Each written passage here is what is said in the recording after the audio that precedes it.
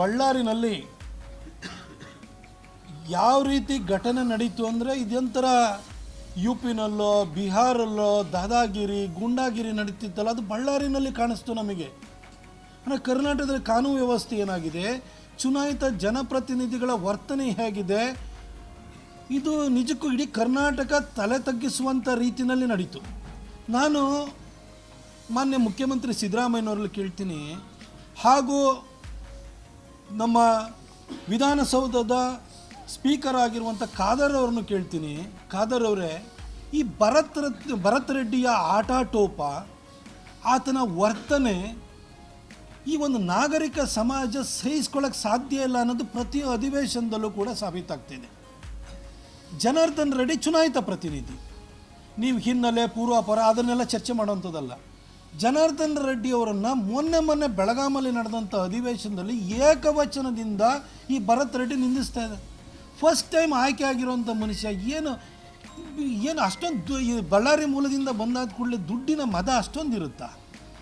ಅಲ್ಲಿ ಏಕವಚನದಲ್ಲಿ ನಿಂದಿಸಿದ್ರು ಕೂಡ ಇದು ಈ ಥರದ ಒಂದು ಘಟನೆ ಏನಾದರೂ ಸಂಸತ್ತಲ್ಲಿ ನಡೆದಿದ್ರೆ ಅಲ್ಲಿಂದಲೇ ಕಡತದಿಂದ ಹೊರಗಡೆ ಆಗ್ತಾಯಿದ್ರು, ವಾಗ್ದಂಡನೆ ನಡೀತಾ ಇತ್ತು, ಸ್ಪೀಕರ್ ಜಾಡಿಸ್ತಾ ಇದ್ರು. ಈ ಭರತ್ ರೆಡ್ಡಿಗೆ ಮೊನ್ನೆ ಅಧಿವೇಶನದಲ್ಲೂ ಕೂಡ ಎಗ್ಗಿಲ್ದಲೇ ಮಾತಾಡಲಿಕ್ಕೆ ಅವಕಾಶ ಮಾಡಿಕೊಡ್ಲಾಯಿತು. ಇದೊಂಥರ ಅವನಿಗೆ ಒಂಥರ ಏಜ್ ಆ ಥರ ಆಡಿಸ್ತಾ ಇದೆ ಅನಿಸುತ್ತೆ, ಉನ್ಮಾದದಿಂದ ಮಾತಾಡ್ತಿದ್ರು. ಹಾಗೆ ಬಳ್ಳಾರಿನಲ್ಲಿ ನಡೆದಂಥ ಘಟನೆಯನ್ನು ನೋಡಿ. ನನ್ನ ಹತ್ರನೂ ಕೂಡ 2008ರಿಂದ ವೆಪನ್ ಲೈಸೆನ್ಸ್ ಇದೆ, ವೆಪನ್ ಇದೆ. 2012ರಿಂದ ನನಗೂ ಗನ್ಮ್ಯಾನ್ಸ್ ಇದ್ದಾರೆ. ಎಲ್ಲ ಸಾರ್ವಜನಿಕ ಕಾರ್ಯಕ್ರಮಕ್ಕೆ ಹೋಗ್ತೀವಿ, ಏನೋ ತಕರಾರುಗಳು ಸಂಘರ್ಷಗಳು ಆಗ್ತವೆ. ಯಾರೋ ಗನ್ಮ್ಯಾನ್ ತಗೊಂಡು ಶೂಟ್ ಮಾಡೋದು ನೋಡಿದ್ದೀರಾ? ಅಥವಾ ಎಷ್ಟೋ ಜನ 30-40 ವರ್ಷದಿಂದ ಗನ್ಮ್ಯಾನ್ಗಳನ್ನ ಇಟ್ಕೊಂಡಿರುವಂಥ ರಾಜಕಾರಣಿಗಳಿದ್ದಾರೆ, ಸರ್ಕಾರ ಪ್ರೊಟೆಕ್ಷನ್ ಕೊಟ್ಟಿರೋರು ಇದ್ದಾರೆ, ಯಾರೂ ಈ ಥರ ವರ್ತಿಸ್ತಾ ಇಲ್ಲ. ಆದರೆ ಭರತ್ ರೆಡ್ಡಿಯ ಹಾಗೂ ಆ ಸತೀಶ್ ರೆಡ್ಡಿಯ ಅಂಗರಕ್ಷಕರು ಗುಂಡು ಹಾರಿಸಿ ಒಬ್ಬ ಕಾರ್ಯಕರ್ತ, ಅದು ಕಾಂಗ್ರೆಸ್ಸಿನ ಕಾರ್ಯಕರ್ತನೇ ಆಗಿರಲಿ, ಆದರೆ ಒಬ್ಬ ಕನ್ನಡಿಗನ ಜೀವ ಹೋಯ್ತಲ್ಲ, ಇದು ಕಾರಣ ಯಾರು? ಇಷ್ಟಾಗಿಯೂ ಕೂಡ ಪೊಲೀಸ್ ಕೇಸಲ್ಲಿ A1 ಮಾಡಿರೋದು ಯಾರನ್ನ? ಜನಾರ್ದನ್ ರೆಡ್ಡಿ ಅವ್ರನ್ನ. ಸಿದ್ದರಾಮಯ್ಯವ್ರು ಯಾವ ನೀವು ಮೇಲ್ಪಂಕ್ತಿನ ಹಾಕ್ಕೊಡ್ತಾ ಇದ್ದೀರಿ?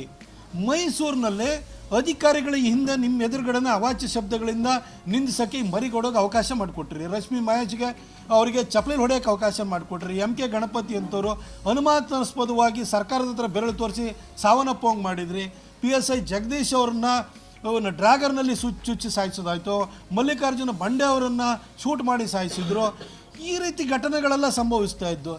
ಈಗ ನೋಡಿದರೆ ವಿಧಾನಸೌಧದಲ್ಲಿರುವಂಥ ಜನಪ್ರತಿನಿಧಿ ಮೇಲೆ ನಿಮ್ಮ ಪಕ್ಷದ ಜನಪ್ರತಿನಿಧಿ ಎಗ್ಗಿಲ್ದಲೇ ಮಾತಾಡುವಂಥದ್ದು, ಆತನ ಅಂಗರಕ್ಷ ಗುಂಡಾರಿಸಿ ನಿಮ್ಮ ಕಾರ್ಯಕರ್ತನೇ ಸತ್ತೋದ್ರೂ ಕೂಡ ರಾಜಕೀಯವಾಗಿ BJPಯವರನ್ನು ತುಳಿಬೇಕು ಅನ್ನೋ ಕಾರಣಕ್ಕೋಸ್ಕರ A1 ಮಾಡುವಂಥದ್ದು ಏನು ನಡೀತಿದೆ ಸರ್? ನೀವು ಕುರ್ಚಿನಲ್ಲಿ ದೇವರಾಜ ಅರಸವ್ರ ರೆಕಾರ್ಡ್ ಮುರಿದು ಬಿಡ್ತೀರಿ, ನನಗೆ ಗೊತ್ತು.